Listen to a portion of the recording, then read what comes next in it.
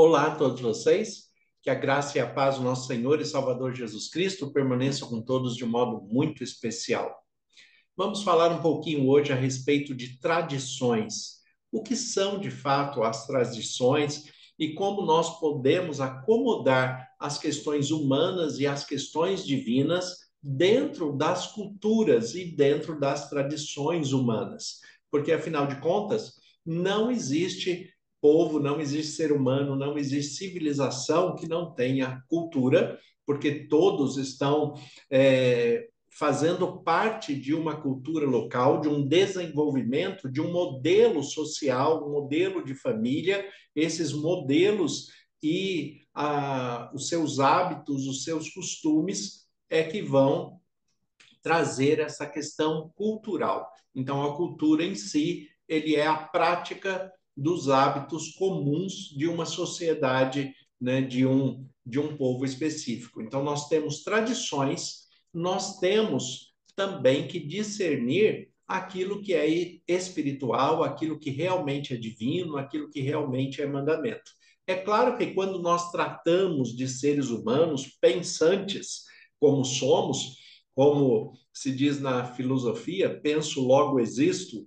Então, quando se trata de observar a postura do ser humano enquanto ser pensante, é claro que todo ser humano saudável e racional venha discordar de alguma coisa que ele participe. Isso é natural do ser humano, porque a sua interpretação pessoal nunca vai ser 100% igual ao do outro. Por mais que você tente conhecer, compreender o outro, por mais que você tente entender o raciocínio que o outro está conduzindo, dificilmente você vai concordar 100% com tudo que ele faz. Isso não quer dizer que ele esteja errado, quer dizer que a sua maneira de compreender é diferente da do outro. Existem, claro, situações de erro que devem ser considerados também, né? Os erros devem ser considerados e não só isso, eles devem ser corrigidos para que a pessoa viva melhor.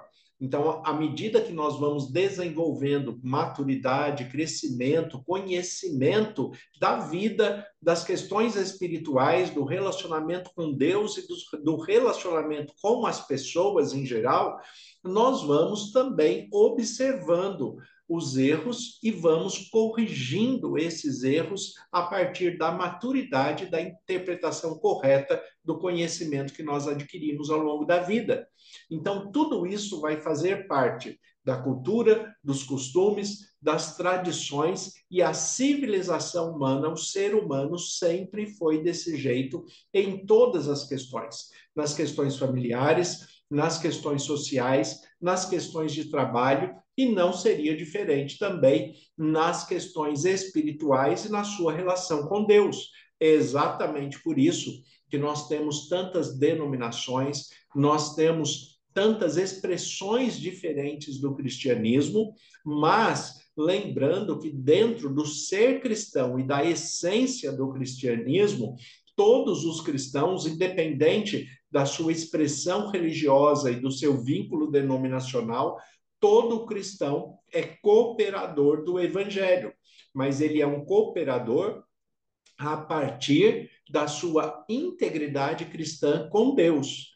E vai haver divergências de opiniões em muitos detalhes, porque isto vai fazer parte da cultura, faz parte das tradições, da interpretação, do conhecimento e da maturidade desenvolvida. Então, isto é comum e aceitável a Deus, porque afinal de contas, quando nós olhamos para muitas situações sendo absolutamente honestos, nós temos divergências, inclusive com Deus. Mas não quer dizer que Deus esteja errado. Quer dizer que a nossa compreensão humana é limitada. E Deus, ele traça uns caminhos que muitas vezes nós não compreendemos, outros nós conseguimos compreender e explicar, e outros nós só compreenderemos quando estivermos na eternidade.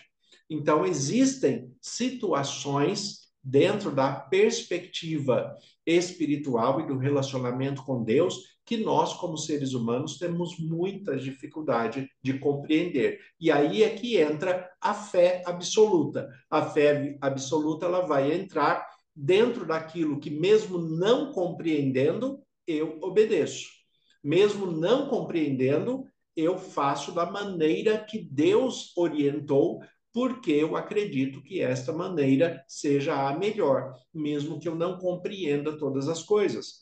Por exemplo, quando Noé começa a construir a arca, no local que ele está, num período em que não existia chuva, Noé não tinha noção do que ele estava construindo, para que servia aquilo, qual seria a serventia daquilo, apesar de que Deus falou que ele iria inundar a terra, ele iria é, de fato, destruir ali toda a criação que havia até aquele momento, mas Noé simplesmente obedece, ele faz, mesmo não entendendo a totalidade do propósito e a maneira de Deus agir.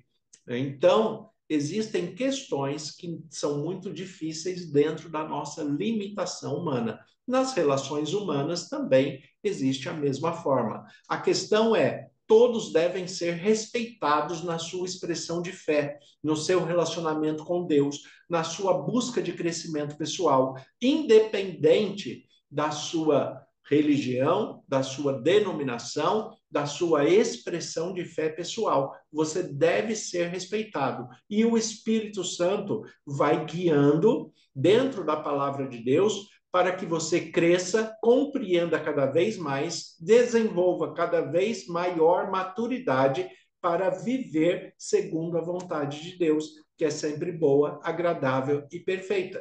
Então, é isto que nós temos que observar na nossa vida cristã. Nós temos que desenvolver frutos do Espírito, que estão ali em Gálatas 5, 22 e 23. O primeiro fruto é o amor, os outros são todos dependentes desse primeiro fruto. Então, a partir do amor, você desenvolve paciência, mansidão, longanimidade, benignidade, bondade, domínio próprio, paz. Então, todos os frutos seguintes, eles são vinculados a este primeiro fruto, que é o amor. Você desenvolve o primeiro fruto, os outros vão desenvolvendo ao seu tempo, de acordo com o crescimento pessoal e com a maturidade desenvolvida. Nós vamos conhecendo a palavra de Deus aos poucos, porque o conhecimento humano ele é progressivo e cumulativo. Então, aos poucos nós vamos crescendo em conhecimento e vamos observando e conseguindo, com o tempo, distinguir aquilo que realmente é espiritual, aquilo que é orientação divina e aquilo que é humano. Agora, se há uma relação humana que eu concordo com ela, então eu devo fazer. Se aquilo faz parte da minha expressão de fé na expressão máxima da religião, que é a essência do religar a Deus, se você está dentro de uma expressão de fé justa, íntegra, que não ofenda a Deus, e esta expressão de fé faz você ter uma comunhão pessoal com Deus, não há problema nenhum de se fazer. Como, por exemplo, tem algumas pessoas que oram usando véu na cabeça. A tradição de algumas denominações, né, que cultuam desta maneira, fazem o culto com as mulheres com véu na cabeça e usando o véu é que elas fazem as suas orações. Isto vem de uma interpretação bíblica que é feito dentro daquele conhecimento, daquela determinada denominação. Agora, o fato de uma pessoa usar véu na cabeça, né? Isto ofende a Deus de alguma maneira? Isto tem algum problema com Deus, né, de alguma maneira? Claro que não, não há problema nenhum. E se a pessoa se sente melhor assim, na sua oração, no seu momento de comunhão com Deus, não há problema nenhum dela colocar um véu na cabeça e fazer a sua oração e ter a sua comunhão com Deus.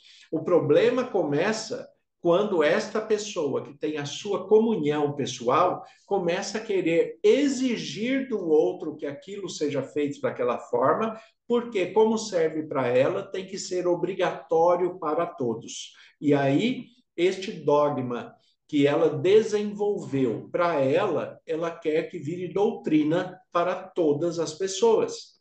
Né? Então, se é uma pessoa que tem uma outra expressão de fé, que seja parte de uma outra denominação, que não tem essa prática, não tem esse costume, eu não vou obrigar a pessoa a fazer e não vou falar para essa pessoa que a oração dela não é válida porque ela faz diferente de mim. Então, a pessoa que ora com o véu deve ser respeitado, aquele que ora sem o véu deve ser respeitado, o que ora sentado deve ser respeitado, o que ora de joelho, o que ora em pé, né? Então, todos devem ser respeitados na sua expressão de comunhão com Deus. Agora, quando a pessoa quer impor aquilo que é um dogma humano pela sua má interpretação bíblica, então aí realmente começam os grandes problemas dentro das comunidades cristãs, dentro das igrejas cristãs. E a todo tempo isso gera conflito, isso gera problemas, isso gera desavença entre os irmãos, e não é este o propósito da igreja, não é este o propósito de Cristo. Quando nós observamos o texto de Marcos, capítulo 7, a partir do versículo 1, olha o que diz o texto. Ora, reuniram-se a Jesus os fariseus e alguns escribas, vindos de Jerusalém, e vendo que alguns dos discípulos dele comiam pão com as mãos impuras, isto é, por lavar, pois os fariseus e todos os judeus, observando a tradição dos anciãos, não comem sem lavar cuidadosamente as mãos. Quando voltam da praça, não comem sem se aspergirem. E há outras coisas que receberam para observar, como a lavagem de copos, jarros, vasos de metal e camas. Né? Então, observe, tudo isto aqui que está sendo tratado nesse texto aqui de Marcos capítulo 7, já no versículo 3, ele já vai colocar aqui, até o versículo está entre parênteses, como um destaque, porque é um comentário de quem estava compilando o texto. Então, ele coloca aqui no comentário que isto era observando a tradição dos anciãos. Observando a tradição. Era uma tradição boa? Sim. Lavar as mãos antes de se alimentar é bom. Né? Ter, né, um momento de purificação, um momento de paz, um momento de comunhão com Deus, agradecer a Deus pelo alimento é importante, isso é bom. Mas a questão aqui, que é esta questão do lavar as mãos em si, que é a discussão que vai começar entre os fariseus e Jesus, por causa dos seus discípulos que não lavaram as mãos, a questão é que esta tradição dos anciãos não invalidavam o valor do alimento e da comunhão dos discípulos com Deus. E é isto que os fariseus estão falando aqui no texto que iria acontecer. Não, se ele comer sem lavar as mãos, então ele não está louvando a Deus, ele não está agradecendo a Deus, ele não está sendo reverente a Deus, porque ele está pegando num alimento dado por Deus para o seu bem-estar, e ele não se purificou para tocar naquele alimento que Deus está abençoando ele. Né? Isto é uma interpretação humana, uma compreensão humana que não tem nada a ver com as orientações de Deus. Agora, como eu disse, é uma boa orientação? É. Se você está com a mão suja, você tem um perigo maior de contaminação por bactérias, por infecção. Você pode ter um processo alérgico, um processo difícil, porque está com a sua mão contaminada. Agora, é bom para comer lavar as mãos. Agora, isso não é obrigatório. E se alguém não está fazendo, não sou eu que vou reclamar, não sou eu que vou falar, não sou eu que vou questionar a espiritualidade dele, porque eu considero um dogma que é pessoal e quero que todos façam exatamente igual a mim. Então, o que eu posso fazer e devo fazer? Eu devo fazer para mim. Eu devo fazer comigo mesmo aquilo que é importante para mim na minha relação com Deus, na minha aproximação com Deus. Mas eu não posso exigir do outro. O máximo que eu posso fazer é orientar o outro e orientar uma vez só, não preciso ficar falando toda hora, né? Mas o ideal a fazer é simplesmente fazer. Você, né? E o outro vai te observar. Se ele quiser fazer, ele também faz. Por quê? Porque a igreja é para ser um lugar acolhedor, um lugar de paz, um lugar de tranquilidade. E muitas vezes as pessoas em diversas denominações, né, ele fica implicando com o irmão porque alguém foi na igreja e tingiu o cabelo, ou usou um esmalte nas unhas, ou a mulher foi na igreja com calça comprida. Tudo isso são tradições humanas ligadas, vinculadas àquela denominação. O mais importante é a pessoa estar lá. Não importa, né, se ela está de calça comprida, se ela está de chinelo, se ela está com uma saia. Não importa. O que a Bíblia fala a respeito disso, o que é? Ela tem que estar com ordem e decência. Né? Então, existem muitas saias que são muito mais indecentes do que muitas calças. Seria melhor que aquela mulher estivesse com uma calça comprida decente do que com uma saia indecente. Mas o mais importante, né, independente do vestuário, o importante é que ela esteja na igreja, na casa de Deus, ouvindo a palavra de Deus, sendo acolhida, sendo respeitada e permitindo que o Espírito Santo fale com ela, que o Espírito Santo a oriente, que o Espírito Santo a conduza. Então, infelizmente, existem em todos os lugares pessoas que estão mais preocupadas com as tradições dos anciãos do que com a verdadeira palavra de Deus. A palavra de Deus, ela tem a sua ordem, a sua decência, ela tem o caminho para o crescimento espiritual, o crescimento pessoal, mas os mandamentos de Deus, eles não trazem peso, eles não trazem sofrimento. E o Espírito Santo é quem vai convencendo a pessoa do que ele precisa ser transformado. Ninguém é o Espírito Santo do outro. Tem gente querendo ser o Espírito Santo do outro e querer, né, vigiar e mandar na vida do outro.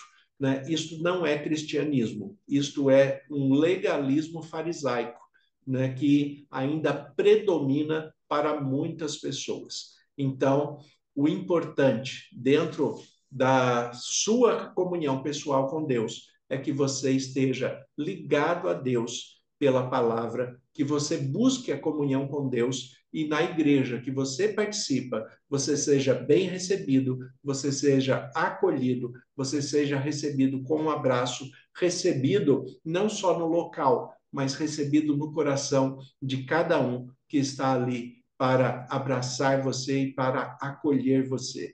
Isto sim é um cristianismo sadio e verdadeiro.